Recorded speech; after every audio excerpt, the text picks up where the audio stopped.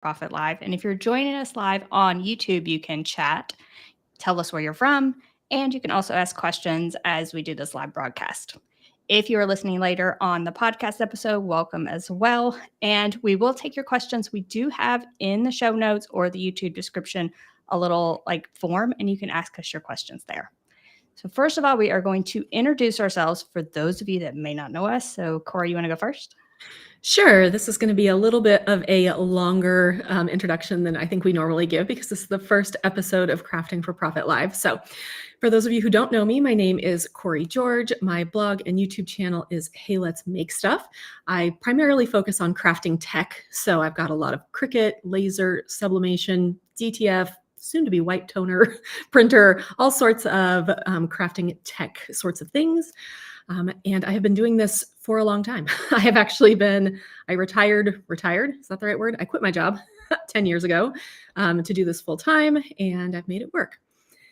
Let's see, what else about me? I am a 3-time craft book author. So I have 3 craft books. My first was called Paper Party. Second was Easy Cricut Crafts. And I have a new book called Sublimation Crafting that is coming out in April, which I'm very excited about. And personally, let's see, I love to travel. I love to be with my family. I have twin boys who are currently 8 years old. They are off skiing today. I'm so happy for them. And live here in the Pacific Northwest with our absolutely enormous Bernese Mountain Dog. All right. And I am Angie Holden, so the blogger and YouTuber behind the Country Chic Cottage. I've been on YouTube and doing a blog for like 14 years, doing it full time since 2016. So not quite as long as Corey, but almost. Personally, I live in Tennessee.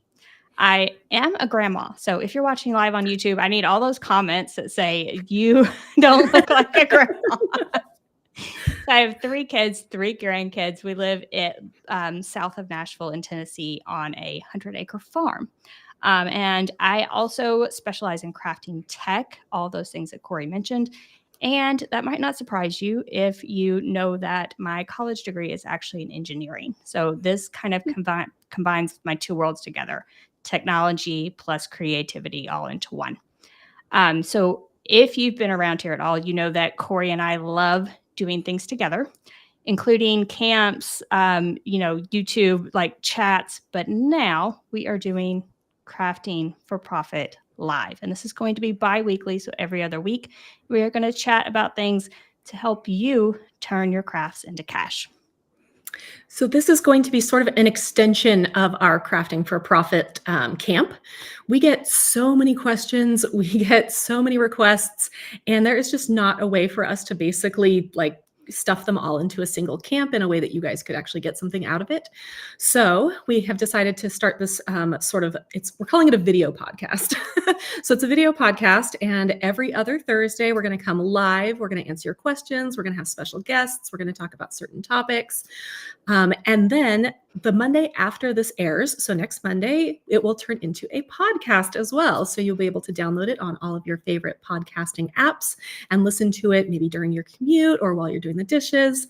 We're just trying to give you more ways to sort of digest this sort of crafting for profit content.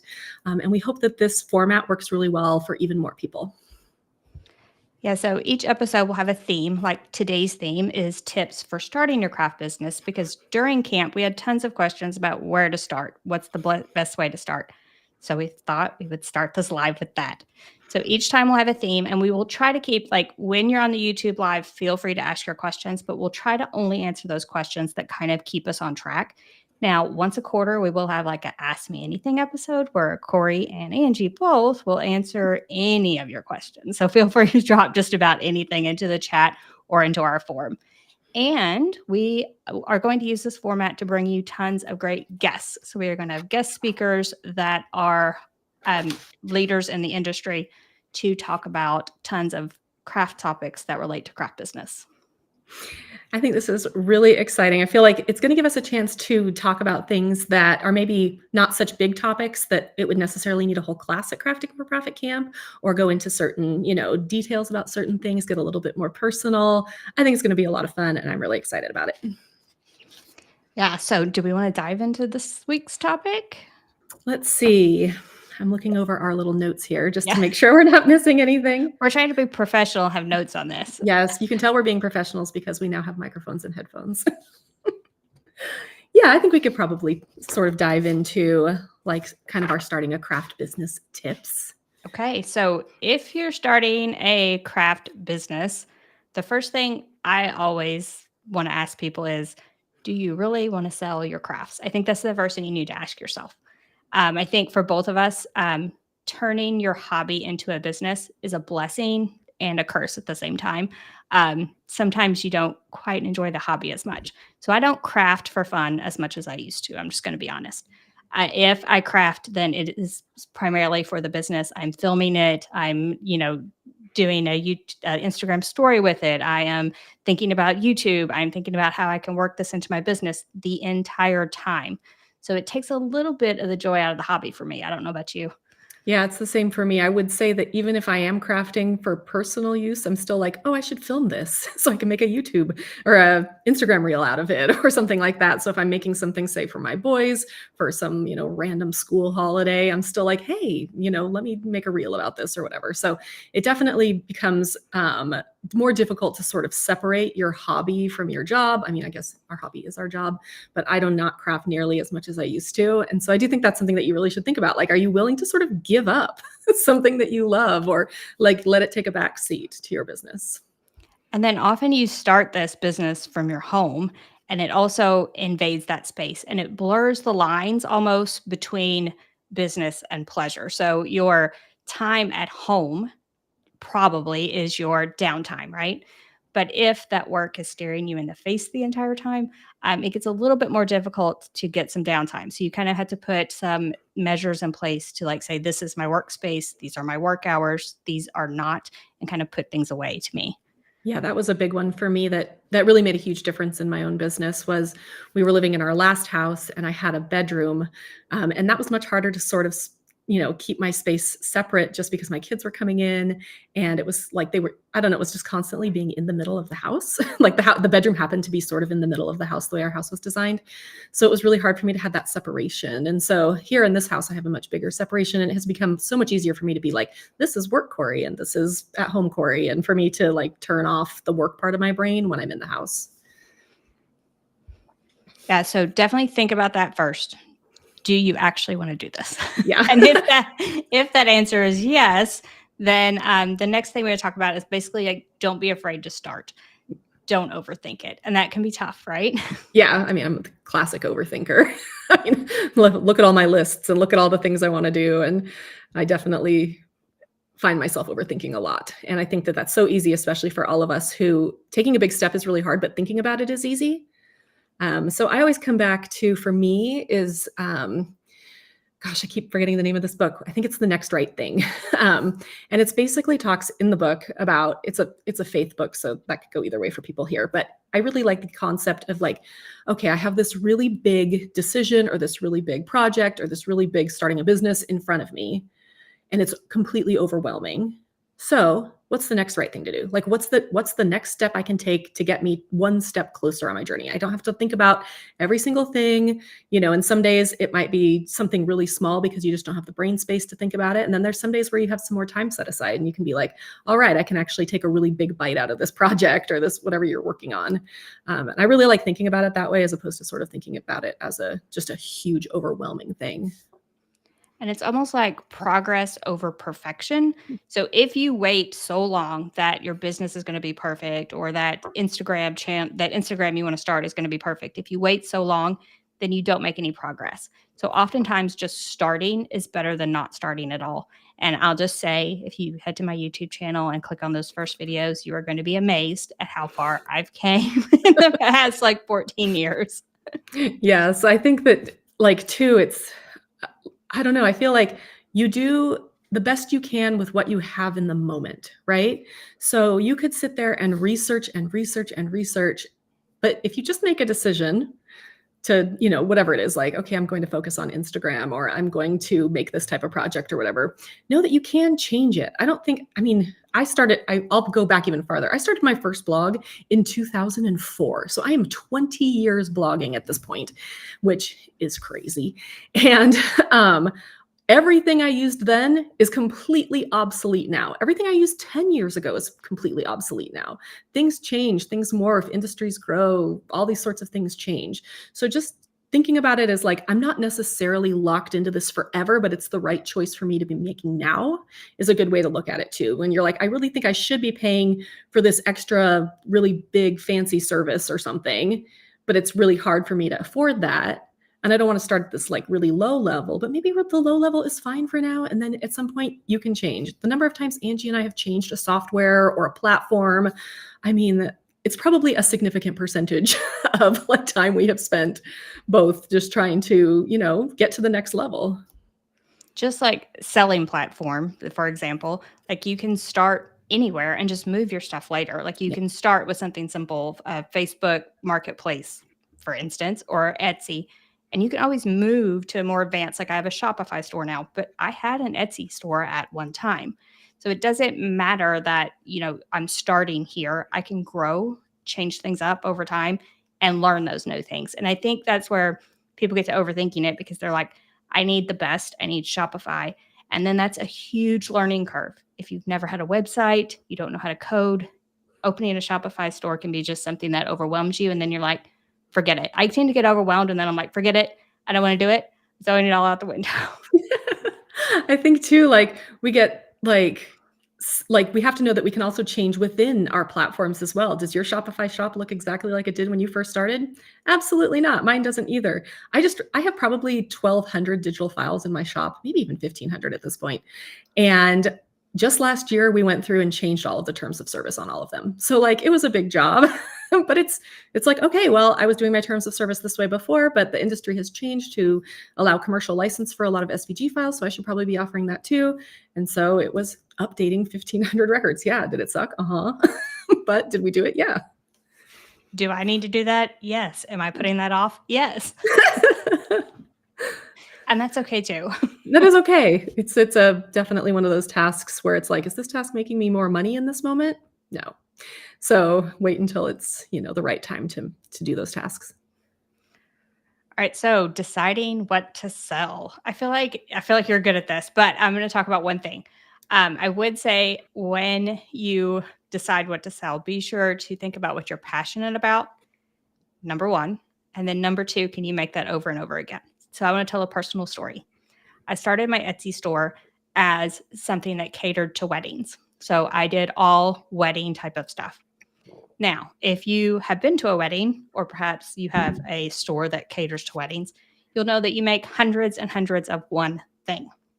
I'm here to tell you that that is not the business for me. I get very aggravated making hundreds of things over and over and over again. It just was not a fit for me. It wasn't something I was passionate about. And so the store did not succeed. So that's like my number one tip and sort of my personal story. I had to change completely what I was selling in order to be successful. Yeah, I think you can't be successful with something you're not personally invested in, something you're personally passionate about. So for me, if you've been around crafting for profit, you've probably heard me say this before because it's kind of one of my things. I think that niching down is really important. I think that finding your niche is important. And I know people are going to be like, but I like to make all these things, and that's okay. Wait, I got something for you here. So I think there are actually two ways to niche down. You can niche down by product type. So you can niche down by like, I'm only going to make drinkware, for example, or I'm only going to make pet products or something, something that's, very niched down. And that kind of gets you into that problem that Angie was talking about, where can I make 1,000 tumblers without losing my mind? I don't know. Or you can really niche down by like theme. So I'll go back to pet products because that really belongs in the second category more. That if you want to make something by theme, you can probably be much more broad in what you're actually making. So if you're like, I'm going to make things for pet parents, you can make, bandanas and dog dishes and tags and little t-shirts and like all these different things, but they all relate to the same customer. The same customer is coming to you to be like, okay, I want to buy a dog shirt. Oh, you got tags too, and then they can add a tag. So you may, it could be basically any theme, but you really want to be looking that you're talking to a specific customer. So you're not making like true crime tumblers, dog shirts, hand sewn pillows and clay earrings, because like, who is that? I mean, maybe that's speaking to you, but you know what I mean? There's no like one unified person that you're sort of talking to. But if you're making something that, say, everything is summer themed, I don't know, like you could make 100 different things, as long as it all looks cohesive, it all goes together, you're photographing it in a way that makes it look really, really nice on your website.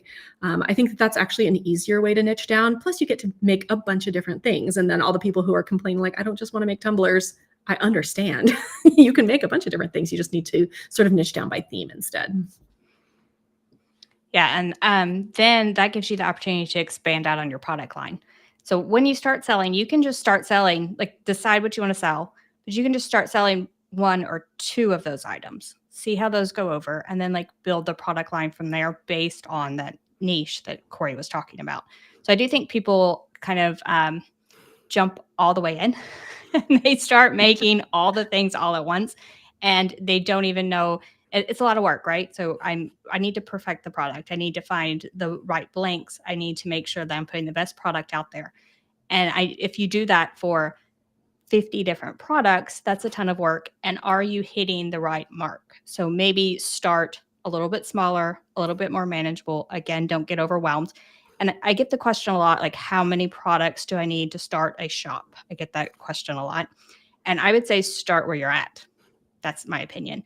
Your shop shouldn't look totally empty, so maybe 5, 10 products, but I say start where you're at. Again, don't overthink it. Don't think you have to have 1,200. Is that what Corey said? I think it's 1,500, but they're all digital, so it's not the same. Corey did not start with 1,200 files. I did not start with that many files. So yeah, I feel like that's a really good piece of advice too, because a lot of times we're like, I need to get this all set up perfectly, but maybe you don't. Maybe you just need to connect with that correct buyer, right? Think about that buyer. I think that's something that we come back to so much. Like both Angie and I have an avatar that we're always talking to. Like when I'm writing anything, when I'm selling anything, when I'm creating anything, I have the person in my head I'm creating these for. And if I start, like for me, for those of you who know my blog, you'll know that everything I make is very bright and colorful and very modern and kind of simple, like, simple modern. So if all of a sudden I was to make a bunch of mason jar crafts and that would go really nice in your country chic home, people would be like, is she okay? And so I just feel like really sticking to your particular, brand is really important. Yeah. And we're skipping around a little bit on our outline, but that's okay. That's okay. Talking about that ideal customer, I feel like creating a customer avatar is super important, even from the very start. Yeah. So if you decide who is your ideal customer and like give them a name, a location, think about what's their annual income? How much disposable income do they have? What do they buy? What stores do they shop at? What websites are they on? What social media do they like? Think about all those things. This is your ideal customer. And it could be often it's someone in your life. So like my ideal customer might be modeled after someone in my life, right? And then everything you do, you should speak to that person. So act like you're speaking to that person with your product descriptions, your product listings, your social media posts. All those things can speak directly to that person. And it makes things a little bit easier. Like when you have someone to talk to, it's a little easier than just kind of talking to yourself. Yeah. Or trying to talk to everyone. Like it doesn't really work. Nobody's listening if you're trying to talk to everyone. If you're trying to talk to everyone, you're trying to talk to no one, basically. Yeah. So having that avatar, I think, is really important. And then I did have perfect your product. We talked about that a little bit. I did want to just say that a lot of times when people order from a place like Etsy or they're ordering handmade, they're often expecting something almost couture, very special. They're expecting it to be something very special. And they're expecting to open that package and have kind of an experience. So think about that when you're thinking about your product and your packaging. It almost needs to be a little bit of an experience for the buyer in order to impress them and make them come back again. Yeah, I don't want to open up something from Etsy and it just be by itself. I want like a nice little note or like cute little ribbon. I think that way, even if you're selling in person, right? Like maybe you have these, if you're at a craft fair, maybe you have like cute little bags that people can take their thing home with, your business card, and a little like coupon or something like that. Just make it like a little bit more personal than you would go, if I'm buying something off Amazon, I'm not expecting to get that that treatment basically, that I got it from a person who I know their name and I know their shop, right? So I do feel like, adding that special touch is really important. And I think going back to perfecting our product, I feel like that is really important. I think a lot of people, I see this a lot in our Facebook group, when people are like, okay, I got my sublimation printer yesterday and I have an order for 20 tumblers, which is terrifying for me. I'm like, oh, okay. let's take a step back. You really want to make sure that you are giving someone a perfect product. And whether that means you have to toss a blank or two if you mess up or whatever it is, you want to give them a perfect product, because the number one way you're going to start to get more business in the beginning is through referrals. I mean, we can talk all day and night about Facebook advertising, but really when you're starting out in a craft business, referrals are probably one of the top ways you get more business. So if you're not putting out a basically perfect product, you're not going to be getting those referrals. And I really feel like really working on your product to make it your own, to make it really special, is just a way to really set yourself apart from the crowd. I even recommend, like, if you're going to ship your product, to do a test shipment. So put it in a box, package it just like you're going to package it to your customer, and send it to someone you know, and have them film the unboxing, because you are going to be shocked at what some of those packages go through. Like, you've had packages come to your house, right? And they're crumpled and they look horrible. That's what's going to happen to your packages. So you're going to want to make sure that it arrives to your customer in the same condition that you put it into that box. Yeah, I think that's really important. All right, let's talk about deciding where to sell. This is a huge question, and this is where the overwhelm comes in. It's kicking in right now with all of you. Where do I start selling my crafts? This is so hard because there are so many places, right? There are just a lot of places that you can sell your crafts. So really the two big categories, the two big buckets are going to be online or in person. I think those are kind of the two big buckets. Personally, I think in person is a better place to start sometimes, because you can gauge people's reactions when they see your products.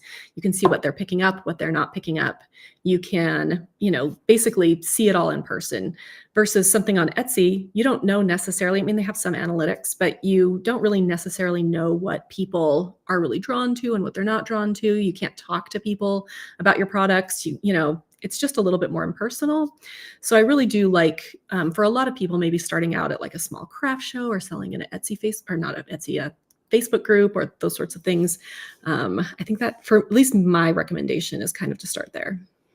Yeah, definitely. And I think starting small is way less overwhelming. So if you start, just start a Facebook group and invite your family and friends and encourage them to invite others. Sell on Facebook Marketplace, go to a craft fair. Starting small gives you all those insights to build up. So starting small is okay. Yeah, definitely. And then when you want to build up, I would recommend a simple platform to start. That's my opinion. So I'm going to just mention the T word right here is taxes. So sales tax is the scary part of all this. So when you start selling online, some place that does a lot of that work for you. So they, like a place like Etsy, they do a lot of the marketing for you. They collect sales tax, they remit it to the state. They do a lot of that work for you. Now, your fees are more expensive. However, there's all those things that you don't have to think about. So you are getting a start and not having to think about all of those little minute details. Yeah. And when you're selling locally too, you can really lean into that local angle. I think that I feel like when I've been to craft fairs recently, the local stuff has been selling really well. This is just a hot tip of stuff that I feel like has been selling really well. So I live here in Bellingham, Washington. We are we love our town, right? Like, we just love living here.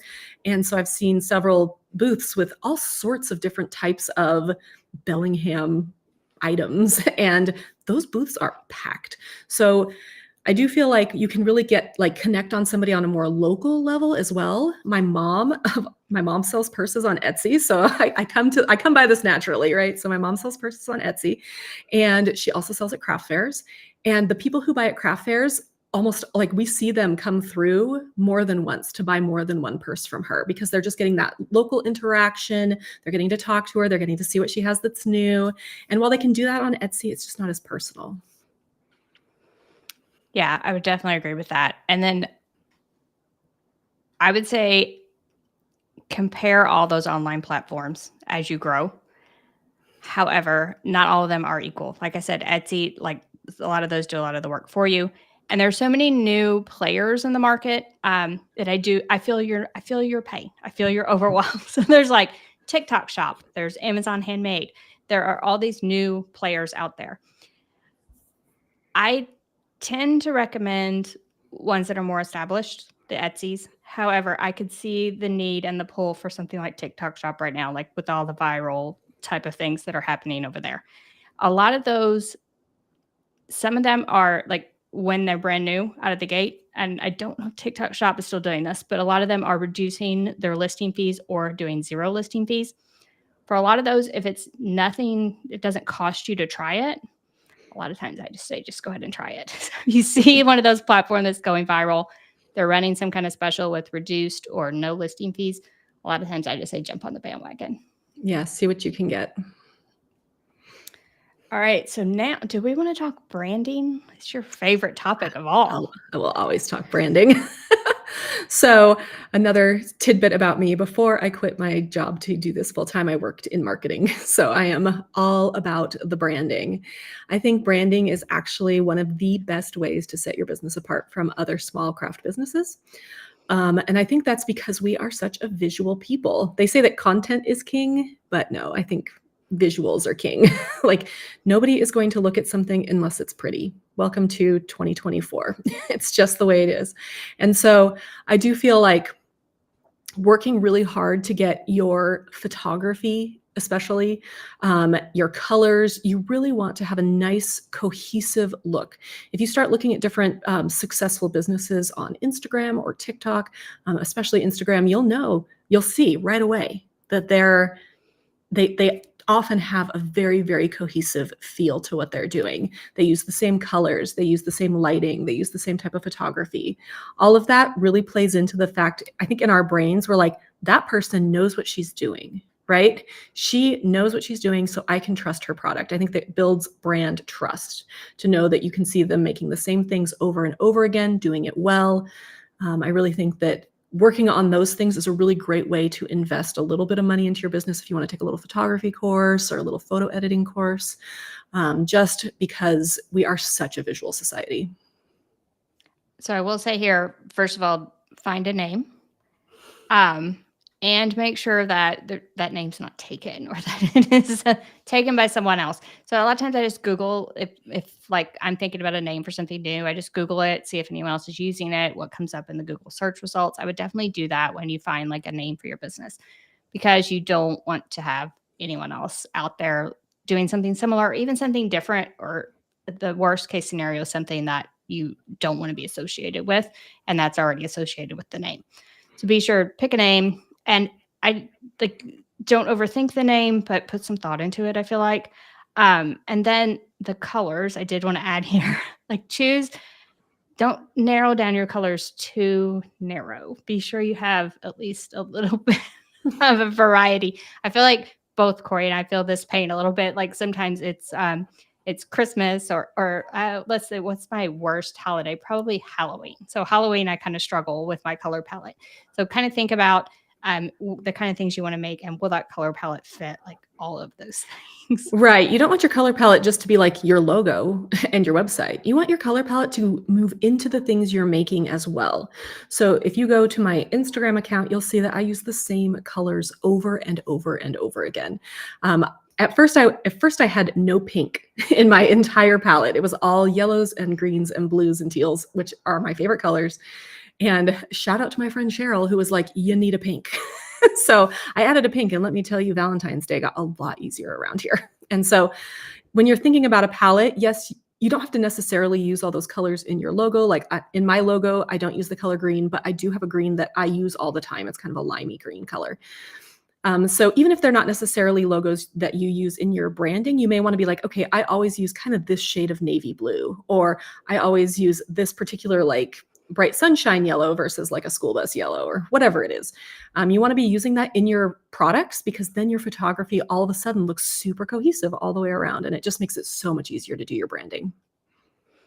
And then you mentioned photography a little bit, but photography for me is absolutely like when I'm scrolling on Etsy, if I search any key terms on Etsy and I start scrolling, the best photography is always what pops out at me. So I would say work on your photography, like Corey was saying, but also things like mockups can really save your life. So Yes. mockups, yeah. So mockups, if you don't know, it's kind of like faking it a little bit. So you are taking the file that you're going to use to make the shirt and you're just putting it on a shirt. So if you've already perfected your process, you've already perfected making those tumblers, you don't have to make a tumbler for each like design to just list it on your website. So making a mock-up will kind of save you from doing that. So you can make a mock-up for the rest of the designs and you don't have to make one just to photograph it. Yeah. All right.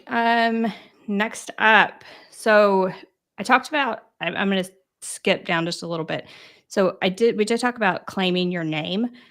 And I would recommend, even if you aren't going to, like, say you're not interested in Instagram, go ahead and claim that name on Instagram, claim it on Facebook, claim it on the big social media sites, because you don't want anyone else to claim it, basically. So you might decide at a later date that you want to use Instagram, or you just don't want someone else claiming that Instagram and putting something on it that you don't want to be associated with, or, like, just claim it.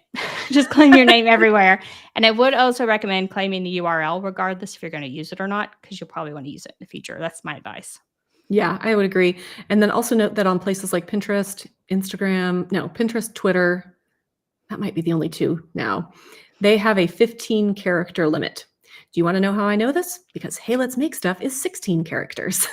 So both on Pinterest and Twitter, I'm Hey Let's Make Stuff with one F, and it drives me crazy. Hello, So Angie Holden make. Angie Holden make, right? So just as you're kind of thinking, it's just another thing to kind of keep in the back of your mind when you're coming up with a name. Can you make it short enough that it will be able to grab those handles? Thankfully, I think most social media platforms are like, this is dumb, and they're making them a little bit longer now. But Pinterest, call me, because I feel like we need to chat about this longer name thing. So while I don't recommend just jumping into all the social medias, there are one thing Corey and I are very, very passionate about, and that is starting an email list. Right now, today, you started a business, you need an email list. Selling at a craft fair, you need an email list. Like, regardless, you need an email list. I completely agree. And here is why you need an email list. Your email list is not subject to an algorithm. So Instagram decides who they're going to show it to. TikTok decides who it's going to show to. You send an email, they still have to decide to open it, but it's going to be delivered. And that is that's just huge in this day and age. Like, being able to get directly in front of somebody because they chose to be there is really big. And so Angie and I have we've been working on our email lists for years, and it is by far my number one recommendation.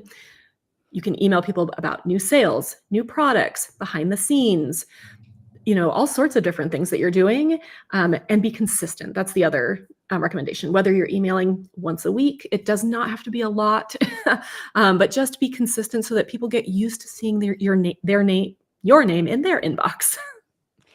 Yeah, and I will say, there are places like MailChimp that are like free for the first however many. It's the same thing with email lists. You can start anywhere. So you can start on MailChimp and then move it to a different provider that offers more features, things that you need later on. So start with someone that's free for up to however many subscribers, and then move it later if it's too expensive. That's my advice. It's Yeah, easy to definitely. move. Yeah, easy to move. Yeah, I would agree.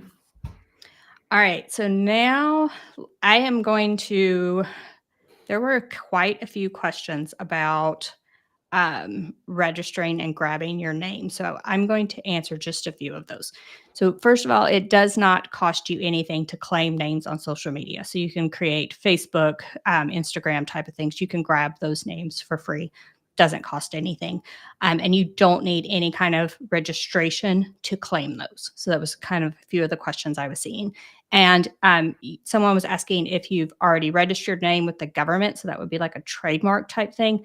Someone else can still use it. It's your responsibility to go after them. So if you had a trademark of your name, you would have to go after that person. So it doesn't necessarily mean they can't claim it on social.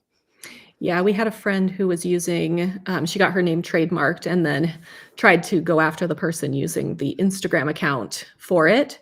And I think she was finally able to claim it, but it will require probably a lawyer. Yeah. All right. So now let's get into the very fun stuff of laws, rules, regulations, and taxes. Oh no, I have to go. I don't want to do this. Bye. Bye. Yeah, there's just so much here to think about. And Angie and I are not tax professionals. We are not, business coaches. We do not have like the answer for every person, and it's different for every person. And that is because you all live in different states, and you all live in different cities, and you all live in different counties, and everywhere is different. And that's really annoying because it would be nice to say, this is the type of business you should open. Here's what you need to do, but it's just not possible because everywhere is different. So number one piece of advice is to contact your local small business administration, your local women's business administration. I assume most of our listeners here are women.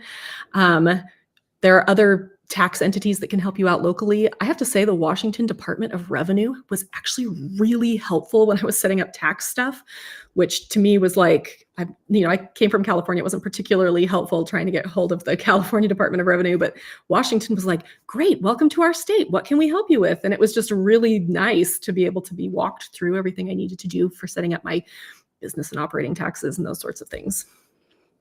Yeah. And what type of business you need to be, like Corey was saying, totally depends on where you live. And I would contact like a tax professional, probably lawyer, that type of thing, because it's going to depend on a lot of different factors, what type of business you need to be. And then regulations. I did want to talk about this just a little bit because things like food, products for babies, anything you're going to sell to kids, anything that's going to be like skincare, that type of thing, they fall under more regulations than other things do. So if you're going to sell any of those items, be sure to look under the regulations involved around those to make sure you're not breaking any laws, that type of thing. Definitely. And then another one we need to talk about, which we mentioned earlier, is taxes. So generally, you're going to need to collect taxes. I'm giving lots of generalities here because I need you to actually talk to a tax person. Generally, you will collect tax on physical products that you sell for people in your state. That's generally how it works. So if here I'm selling, handbags here in Washington, I will collect sales tax from people living in Washington for my handbags. If I need to send a handbag, say I sold a handbag online to a friend who lives in Florida, I do not need to collect tax on Florida until I hit a huge number of sales in Florida. So Angie and I can go into all of that as well because we both are paying tax in other states. But at this point, most craft businesses, it will take a lot of time before you get there. Yeah, but just be aware of those laws just to make sure that you're following those, especially as you continue to grow. So if your business is really doing, I feel like first you need to worry about your own state. Worry about your own state. Yep. Here in Tennessee, I've seen at a craft fair where they walked up to the vendors and asked them how they were collecting sales tax. Like they came to the craft fair and walked around, and each vendor had to prove they were collecting and remitting, appropriately. So yes, start with your state. And then as your business grows, you're being successful, then go through the nightmare that is sales tax in other states. And that is why I recommend, if you're selling online, to start with a platform that does all that for you because it does just trust us. It's a lot. It's a lot. Even so, both Angie and I use Shopify, and it's nice that Shopify will tell us how much money we've made in each state, so we know when we're supposed to start collecting sales tax, but it's still up to us to remit it. So I now have 5 states that I have to go to, and I think it's one's quarterly, one's monthly, and one's yearly, because why would it be all the same? No, it's not all the same. And I have to remit my sales tax to those states on their things. I had to sign up as like a seller in those states. It was a mess. So really, if you're having a really big business, it's going to be something you're going to finally get to the point where you need to look into. But to start, just be worried about your local sales tax, because if you're not collecting sales tax, you are sort of committing tax fraud. So don't do that. Yes, let's not do that. Let's not do that. Okay, so we are close to our final point. So if you are joining us on YouTube Live and you want to ask questions, now is a great time to do that so we can answer those while we are still live here. So our last point is to basically tackle one thing at a time. It's back to that overwhelm, and we feel you. I feel the overwhelm every single day. I run a handmade business and I feel it. I always advise people to tackle one thing at a time. Start small, decide like I'm going to tackle social media is a great example. So I want to promote my stuff on social. I tackle one at a time. I tackle Instagram first. Let's say I want to start an Instagram and I tackle it and I get used to it, get used to posting. I'm really enjoying it. And then maybe I want to add on another one and then another one. So that's one example, but just kind of make a list of things you need to do and tackle one thing at a time until you're comfortable and then move on to the next thing. And I think another tip I always have is to get rid of distractions. I think we live in such a distraction-filled world that there are times when Angie and I can't get a hold of each other because we both turned off all of our devices because we needed to work on something. And I'm like, Angie, I need an answer, and I cannot get a hold of her. And I totally respect that because we have to get things done. And I have to say that like my 4 biggest distractions live in this house: my husband, my 2 boys, and my dog, right? I love all of them dearly. But, if one of my kids stubs his toe, that's a distraction. So I've had to work really hard with my husband to be like, this is mom's working time and this is when dad's in charge, and, or we're going to grandma's today, or, there's lots of like ways I've had to work my life to be able to get that more distraction-free space so that I could tackle some of those bigger things, because our brains can only do so much, right? Like being distracted makes it so much harder to like say, okay, I have to sit down and figure out sales tax today. And for that, you really need to like have as much brain space as possible, because without it, you're just going to sit there and flounder. And so I think carving out those times in your day, working with the other people in your life to give you that space to grow your business. I know that's very hard, and I'm very privileged to be able to have my parents living down the street, and that my husband, I actually work full time and he stays home. So I feel like I'm very privileged in the fact that it's very easy for me now to carve out that time. But when I had 2 infants, it was much, much more difficult. But I still did. I still worked with all the people that I could to just kind of make sure that I was able to like carve out that space to grow my business. Yeah, and don't compare yourself necessarily to others. Like all of my children are grown. I can absolutely carve out that time to work on my business. It was like Corey said, it's much harder when you have younger kids. So you can't really compare yourself to others in that way because they might have a different like situation than you do. And trust me, I can remember working very late nights on my business where I don't have to do that anymore. And I did want to like a plug here.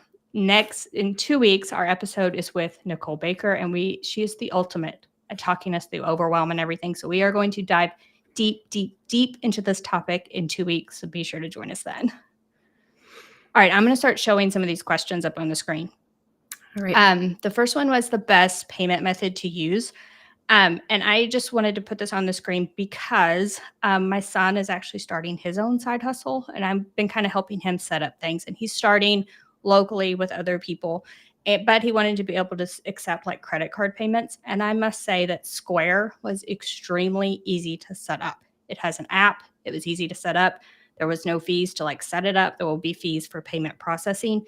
However, it was extremely easy to set up, and like his stuff is more high ticket, more high dollar. And one of his things was accepting like payments for that. And they have an option for that as well.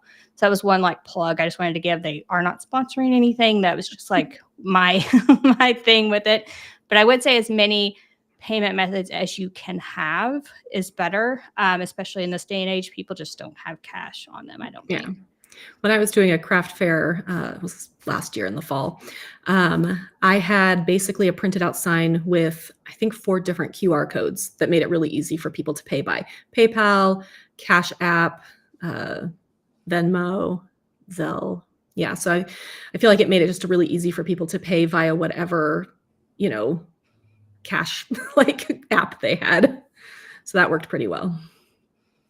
All right. And this next one, tips. This says, this is a side hustle for me and not a full business. I still have my 40-hour work week.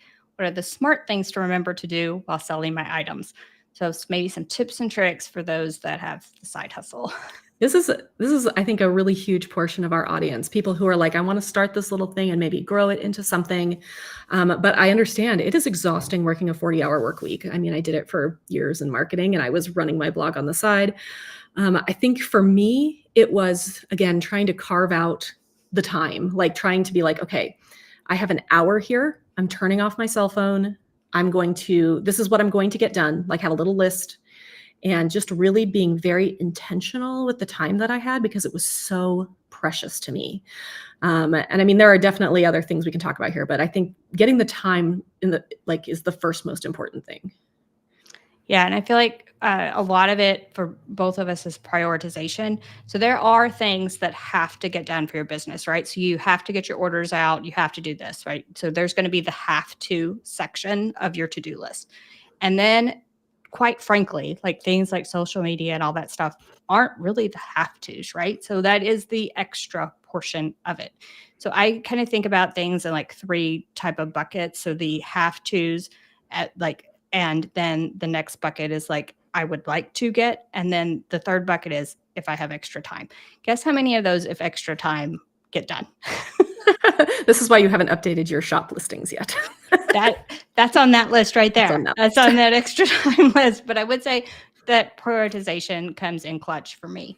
I'm just prioritizing. And yes, I do this full time, but even when I was doing it as a side hustle. So I worked up until 2016, and I was an engineer. I was a project manager. I worked at least 40 hours a week at my regular job. And then I did this whole thing on the side, YouTube videos, the whole 9 yards.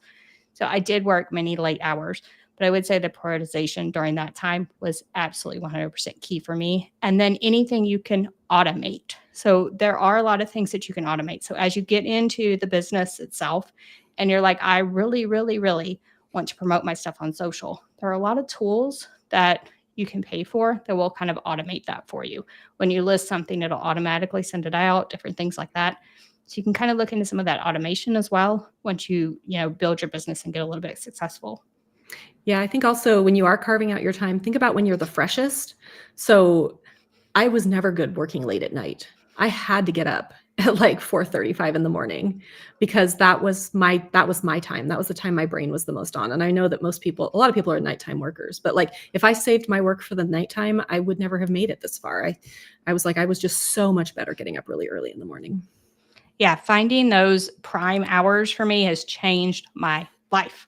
So I have to work during my prime hours. My prime hours are also morning hours. So I like to do things very, very early. By the time the afternoon rolls around, I'm done. Like you can forget it. I'm not going to get any of those major things done. I need like those quick, easy tasks at the end of the day. I will give another tip, and this is actually something that I came up with Nicole, who's going to be our guest next week, is because I was having a hard time prioritizing things. And so she had me write out basically everything I had to do in this giant brain dump into this terrifying document. And then we went through and prioritized things by not how important they were, or, how necessarily hard they were. It was more, how much brain space is this going to take? And that was kind of the key. And then she had me break them into 3 different kind of boxes. So I had things that took a lot of brain space, things that took some brain space, and things I could do pretty easily. And then she had me color code those things. And she didn't want them color coded like red for really hard stuff, green for really easy stuff, because she said that those signals in our brain are automatically saying stop to the hard stuff. So she's like, pick 3 random colors. So like my hard stuff was teal, my medium stuff was pink, and my easy stuff was yellow, right? Like they mean nothing. They're just my brand colors. And that way, for me, it was so easy for me to say, okay, I have this much time. What color basket am I looking at? I need something really quick, but I could get something really quick done in this 15 minutes. Is there anything yellow that I could do in that amount of time that I could just check off this list? That would be great. And then, sometimes I'm like, okay, I got a little bit more time. What kind of pink tasks can I check off? And then it was when I was like, okay, I'm in the zone. Let's tackle some of those teal tasks. So I found that super helpful. Yes, there are always things I have to do, right? There are things that I have to prioritize, but sometimes when I'm like, I'm not sure what I'm going to focus on today, I can look and say, how much brain do I have? Okay, I've got pink brain today. So I'm going to focus on these kind of mid-level tasks. And that's worked really well for me because I tend to struggle with brain fog. Yeah, I started doing that after you talked about it. And yes, it definitely helps. It helps so much. Do we want to pause, answer some more questions after this, but do we want to talk about the coupon code and then Sure. I can put that on the screen? Sure. Go ahead. Okay. So we are going to do, for those of you that perhaps did not join us for Crafting for Profit. So we do Crafting for Profit Camp, where we have a whole camp all about all of these things we've been talking about, right? So it's all about the starting your business, growing your handmade business. So we did the camp. It's already February, in January. January.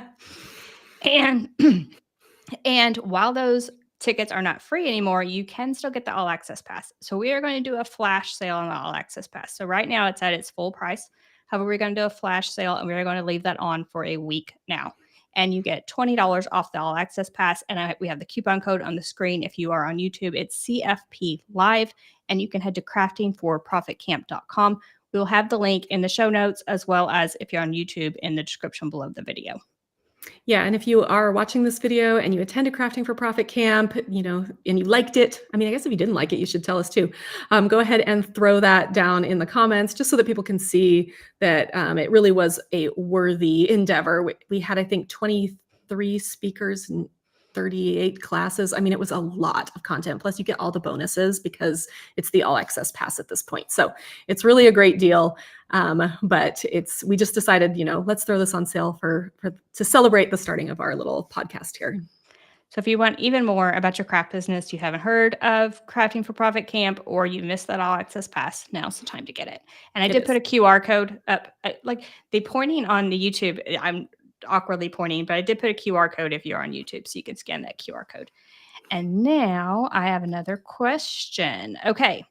You both have talked about your customer avatar. How do you come up with that customer? The top thing I would recommend if you're already selling your crafts is to look at who's already purchasing them. You might talk to them, like if you're at a craft fair, talk to them, like talk about their background, that type of thing. Your avatar will start building in your mind. If you aren't selling at a craft fair, maybe online, you do a little stalking, like check them out. If it's someone like family, friends, interview them. Or if it's someone that, a friend of a friend, you can maybe ask for an introduction, do an interview, talk to that person. So that's what I kind of recommend to sort of start building that avatar. If you have a customer base already, if you've done that email list that we've talked about, you could send them a survey. Ask them questions on the survey to start building that avatar. That's kind of what I recommend to start. And don't be afraid to let your customer avatar shift a little bit as you kind of learn more about your business. I really want my customer avatar to be younger than she actually is. So when I look at who's buying my products, the age group is just a little bit older than I feel like I'm creating for, which, I mean, it's totally fine. But in my head, I think I'm creating for somebody younger, and I have to remind myself that I'm getting older. And so my customer avatar is also getting older with me. And so that is one of those things where I think my avatar, like for a long time, was in her 30s, and now my avatar is in her 40s. All right, next question. I know you're primarily sharing selling your items, but what about selling your skill and or teaching? That is just another handmade business, and that's like we have both. So I have a Shopify store and I am also selling my skill, right? So I'm selling the teaching portion. And yes, you can do both. And I want to put a plug here I don't know if you all have seen, but Michael's has a new handmade marketplace. And they actually allow you to host classes on their marketplace. And right now, because it's like introductory, they're doing kind of introductory pricing for that. So I do think that's very interesting that you could host your class there and sort of sell it from that Michael's platform. So I did want to shout that out. But yes, I would definitely say that selling your skill, teaching, that type of thing is a whole other business model, but definitely falls under the handmade business umbrella. Yeah, I would say, I mean, we've had a couple people ask, and I think I have it on a list of something to tackle in a future episode here, or maybe even at Crafting for Profit Camp next year, is doing craft nights or craft events. I mean, you can't see it in this photo, but I have a huge space here. I have a really nice size space. And I've now had a couple neighbors say, you should do a craft night because we don't know how to use a Cricut. Come teach us how to use a Cricut. So I mean, I would like to meet my neighbors. It sounds nice. And so I think that might be something that I'd be willing to do in the future, is just get people in here, teach them how to use a Cricut and, charge a small cover fee or whatever. I think that's just fun. It's fun to get to know people as well. I'm going to give a shout out for somebody that I don't think we've ever talked about on Crafting for Profit Camp, but Tabitha Sewer on Instagram. she has been doing craft sewing classes. And I feel like she's a really good person to follow. So sewer, Sewer, like she's sewing. That's literally her last name. And she's selling sewing classes. So, but she has like a whole space now and she brings people in. And I feel like that is like a really good model and a really great person to follow if you have an idea of like wanting to do in-person classes. And I'll give another shout out. This is Tisa on Instagram. So she sends like the box of supplies to people, and then she does a live where she teaches them how to make something. So I feel like that's another interesting business model, is like selling the kit and then having the live where you teach them how to make whatever the kit makes. So I think that's another interesting spin on it. There are so many ways to spin it. But yes, it definitely is something that you can pursue. And starting local might be good with that as well. If you like want to get into like teaching people in that way, like with a kit. So starting local might be good with that. Find a space, see if you can get some local interest, and then build from there. Yeah, I think it's a great idea. All right. And can you really make a living just selling crafts, or should I plan to branch out to courses, YouTube, etc.? It's a great question, and one that I think can go either way. There are definitely people making an income, full-time income selling crafts. I think you have to be very, very intentional about it, and you really, really have to think about your product. And I'm going to give a shout out for somebody whose name I don't even know. Angie, do you want to look on your phone really fast while I try and explain? It's the person who I said was really good at niching down the other day. Her stuff appeared on my Instagram this morning, so let me look. Okay. So there is this creator on Instagram, and she was making like kitchen themed shirts and things like that. And she was doing okay. You know, she had her little shop, and she made the cutest, I'm probably going to get one, butter themed shirt. And so it's a butter yellow hoodie or a butter yellow sweatshirt. And then it has like the bar of butter, like it just says butter. And then it has all like the little measurements where you chop it up.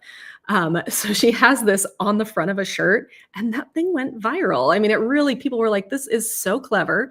She's so niched down because she's like, I am speaking to chefs. I'm speaking to people who cook. I'm speaking to people with a sense of humor. She really had like a nice avatar, I think, in her mind. And I feel like she's niched down in a way that she can definitely have a very successful business by, just having these sort of food themed shirts. So can you figure out who she is? I swear I cannot find the Instagram handle. And I was looking at the butter shirt this morning. The butter shirt is so cute.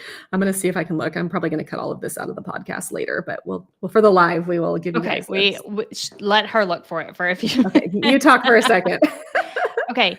So, and so I would say you can make a living selling crafts. I would say to make a very good living, you would probably have to start thinking about adding people to your team.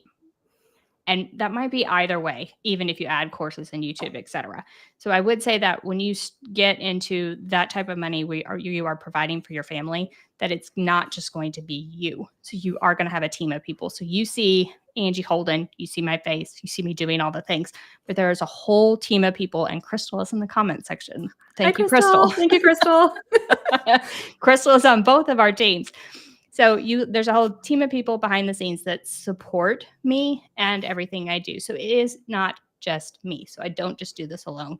So I will say when you get to that level, you're probably going to have to start thinking about a team of people and sort of upping your game as far as that goes, regardless if you are making your business just selling or courses, YouTube, etc. Yeah. And I think at some point, there's like, can you bring your spouse into it or one of your kids into it, like to help you pack orders? That's a great way to like start having a team without having to like have a team, if that makes sense. So I've, my husband, he stays home, he homeschools our kids. And then I'm like, can you please help me with taxes? And so I've outsourced taxes to him because that is a huge, difficult thing for me. And he's done some other things as well. And so I think that also looking at the people around you, or maybe your bestie wants to make a little income on the side, she can come help you pack orders twice a week, and you can pay her, a decent wage for that. So I think at some point it's just going to become too overwhelming. So I did find it. Did you find her? Okay. I did. Okay. So her account is Bakery Tea Co. So Bakery and then TEE Co. And anyway, you should go check her out because I really feel like I sent this to Angie and I was like, this is the perfect example of someone who has found their niche.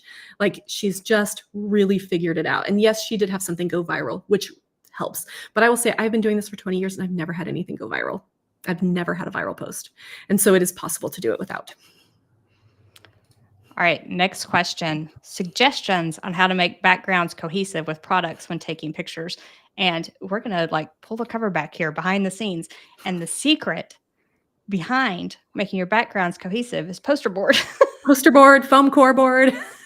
Truly, almost everything I shoot is with a piece of foam core. Like I have like 4 colors of foam core and I put everything in front of it.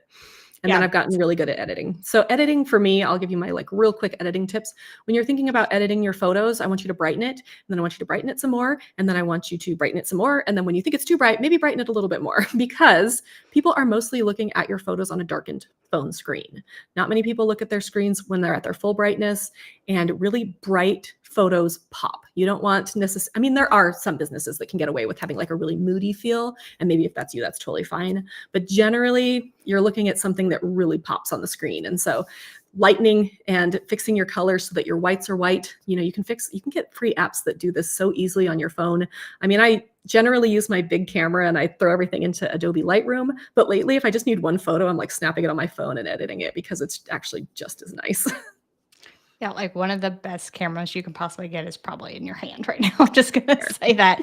So start where you are. You probably have a camera that is perfectly good for taking photo and video right in your hand. Research some apps. Like Corey said, there's some great free ones.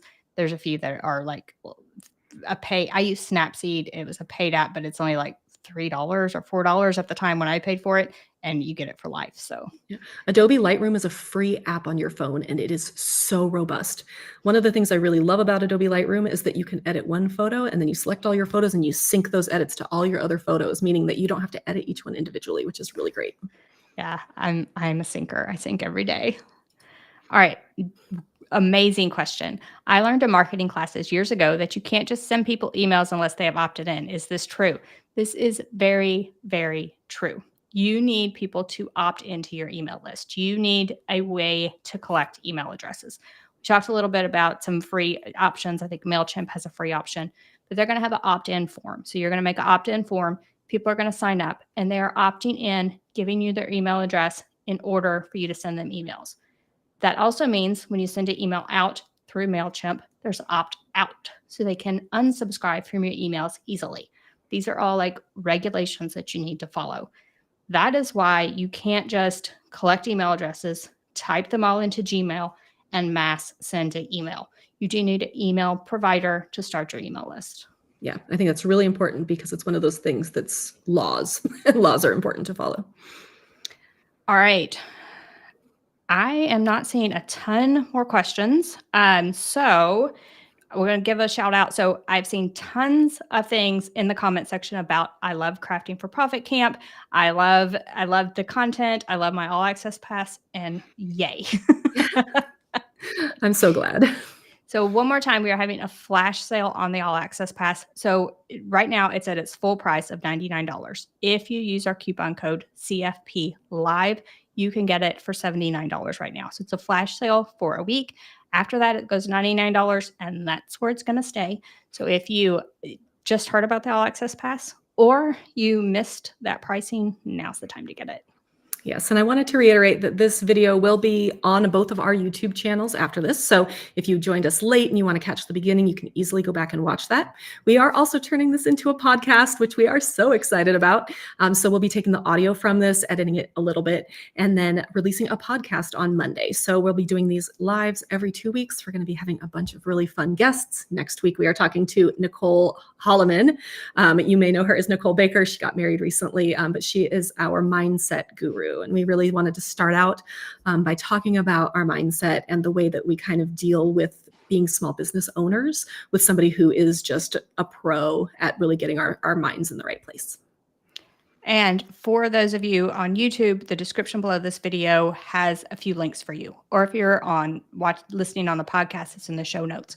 So a couple of different links. So the first one is going to be to an email list. So you can opt in there to be informed when we are going to have these. So if you want to keep up to date on all things Crafting for Profit Live, that's where to sign up.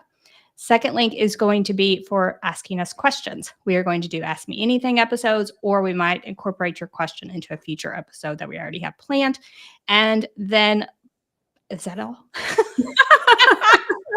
I think we also have the link to our flash sale. That's right. We have the link to the flash sale just in case you are missing it. So it's craftingforprofitcamp.com, but if you have missed that, it is in the show notes below, and the coupon code is spelled out there as well. Yeah, and our podcast is going to be called Crafting for Profit Live as well, and it should be anywhere you listen to podcasts. I'm going to be able to stream the RSS feed of podcasts to Apple Podcasts and Google Podcasts. Yeah, absolutely. So if you're joining us on YouTube and you love podcasts, subscribe on your favorite podcasting platform. Yeah, we hope this just gives you another way to be able to take in our content. I know that when I was working my full-time job, a lot of the content I took in was through podcasts and audiobooks and those sorts of things because I had such a long commute. And so I learned a lot just listening when I didn't have the time to actually watch. All right. So thank you if you joined us on the YouTube Live. We enjoyed it. We hope you got something out of it and learned a little bit about starting your craft business. All right. So we will see you in 2 weeks. Remember, every 2 weeks, be here on YouTube Live or listen to the podcast.